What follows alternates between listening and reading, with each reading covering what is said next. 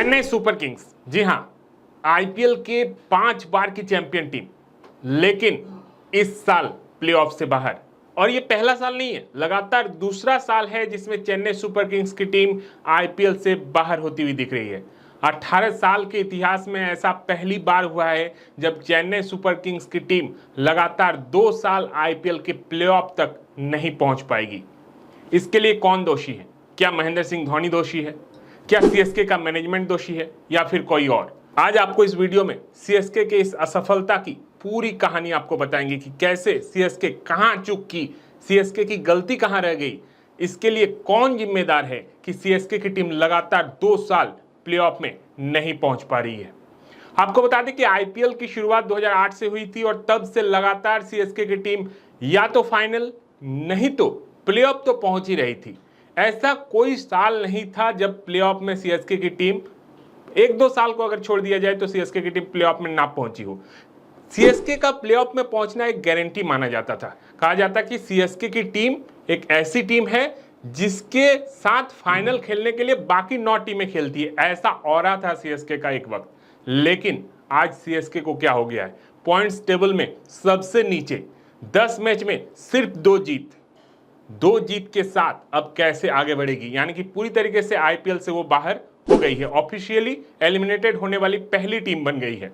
आपको याद होगा कि पिछले साल आईपीएल में भी आखिरी मैच में आरसीबी से हारकर सीएसके प्लेऑफ में नहीं पहुंच पाई थी। लेकिन अगर आप इस आईपीएल में शुरुआत से देखेंगे तो सीएसके के लिए कई ऐसे फैसले लिए गए, वो सिर्फ आईपीएल की शुरुआत से नहीं, ऑक्शन टेबल, चूंकि इस बार मेगा ऑक्शन था और मेगा ऑक्शन में जहां सभी टीमें ऐसे खिलाड़ियों के पीछे भाग रही थी जो इंपैक्ट डालता हो मैच में, जिनकी एक पारी से मैच जीता जा सकता है, लेकिन सीएसके अपने कोर ग्रुप को मेंटेन करने के पीछे भागती रही। चाहे वो विजय शंकर हो, चाहे वो दीपक हुड्डा हो, चाहे वो शिवम दुबे हो, या फिर कई ऐसे खिलाड़ी जिनको लेकर सीएसके उन खिलाड़ियों को लेकर परेशान दिखी जो इस वक्त आईपीएल से लगभग रिटायर्ड हो चुके हैं। राहुल त्रिपाठी, जिस राहुल त्रिपाठी को कोई नहीं लेना चाहता था, उसको सीएसके ने पिक किया।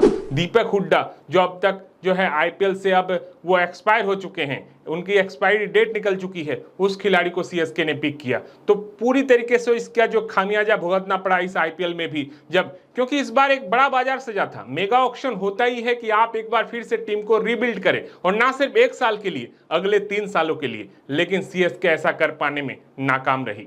गलती वहीं से शुरू हुई। उसके बाद ऋतुराज गायकवाड़ कैप्टन बने, लेकिन टीम परफॉर्मेंस नहीं कर पाई। ऋतुराज गायकवाड़ चोटिल हुए, टीम से बाहर हो गए, और अब हालत ये हो गई है सीएसके की कि अपने घर, जो कि उनका गढ़ कहा जाता था, चेन्नई में जाकर चेन्नई को हराना किसी के लिए मतलब कितना मुश्किल होता था एक वक्त। लेकिन आज कोई भी टीम जाती है, चाहे वो पीबीकेएस की टीम हो, यानी कि पंजाब किंग्स की टीम, या फिर आरसीबी की टीम, एसआरएच की टीम, ये सभी टीमें जाकर चेन्नई को चेन्नई में हरा चुकी है। मतलब चेन्नई अपना गढ़ भी डिफेंड नहीं कर पा रही है। अब ऐसे में आने वाले सालों में क्या, एक मेगा ऑक्शन था जहां पर आपको 3 सालों तक के लिए अपनी टीम पिक करने का मौका था, वहां पर अगर आप चूक कर जाते हैं तो ऐसे में अगर आप खिलाड़ी को इस साल रिलीज भी करेंगे तो आने वाले ऑक्शन में, तो मिनी ऑक्शन में आपको कितने खिलाड़ी मिल पाएंगे?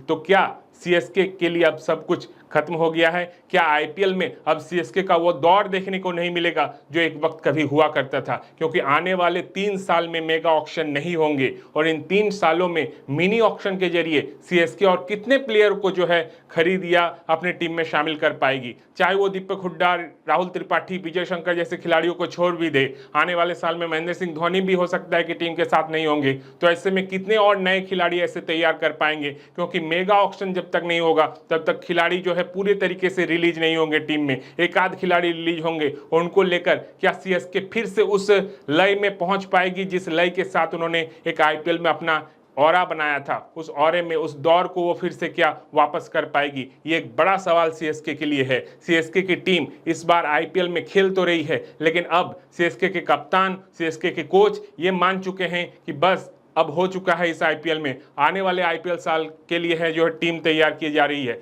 लेकिन जब तक सीएसके इन खिलाड़ियों के भरोसे आगे बढ़ते रहेगी, दीपक हुड्डा, राहुल त्रिपाठी, शिवम दुबे का भी बल्ला इस बार जो है नहीं चला। गेंदबाजी में आप किन्हीं की भी बात कर लो, नूर अहमद ने शुरुआती मैचों में विकेट चटकाए, लेकिन उसके बाद भी वो आउट ऑफ फॉर्म नजर आए। मथीशा पथिराना, जिनकी गेंदों पर बल्लेबाज को खेलना काफी मुश्किल माना जाता था, लेकिन पथिराना को अब बल्लेबाज पिक करने लगे हैं। ऐसे में सीएसके के कोच सिमंस भी बता चुके हैं कि पथिराना को अपनी गेंदबाजी एक्शन में चेंज करना होगा, उन्हें कुछ बदलाव करना होगा, उन्हें नए अपनी गेंदबाजी में अपडेट करने होंगे, वरना पथिराना के लिए भी अब आगे का दौर मुश्किल होने वाला है। इसके अलावा खलील अहमद ही एकमात्र ऐसे गेंदबाज दिखे हैं जो थोड़े इफेक्टिव लगे हैं। इसके अलावा कोई भी गेंदबाज, चाहे रविंद्र जडेजा हो जाए, चाहे फिर रविचंद्रन अश्विन, भी काफी फीके लगे हैं। उनका भी अब जो है अंत का समय आ गया है। ऐसे में इन बूढ़े घोड़ों की फौज से सीएसके अब ज्यादा दिन आगे नहीं चल सकती। ऐसे में कुछ बड़े डिसीजन लेने होंगे, लेकिन वक्त सीएसके के पास भी अब नहीं बचा है। क्यों? क्योंकि इस आईपीएल से तो वो बाहर हो चुकी है। इसके अलावा इस आईपीएल के बाद जब मिनी ऑक्शन होगा अगले आईपीएल से पहले, उस मिनी ऑक्शन में कितने खिलाड़ियों को पिक कर पाती है, कितने खिलाड़ियों को और फ्रेंचाइजी छोड़ेंगे, इन पर ध्यान रखना होगा सीएसके को। तो कुल मिलाकर सीएसके के लिए आईपीएल में अपना ऑरा बरकरार रखने का समय जा चुका है। तो क्या सीएसके अब खत्म हो चुकी है? आपको क्या लगता है? सीएसके को रिवाइवल करने के लिए कौन से ऐसे फैसले लेने होंगे? आप हमें कमेंट में बता सकते हैं। अगर हमारी वीडियो आपको अच्छी लगती है तो इसे लाइक करें, हमारे चैनल को सब्सक्राइब करें। धन्यवाद।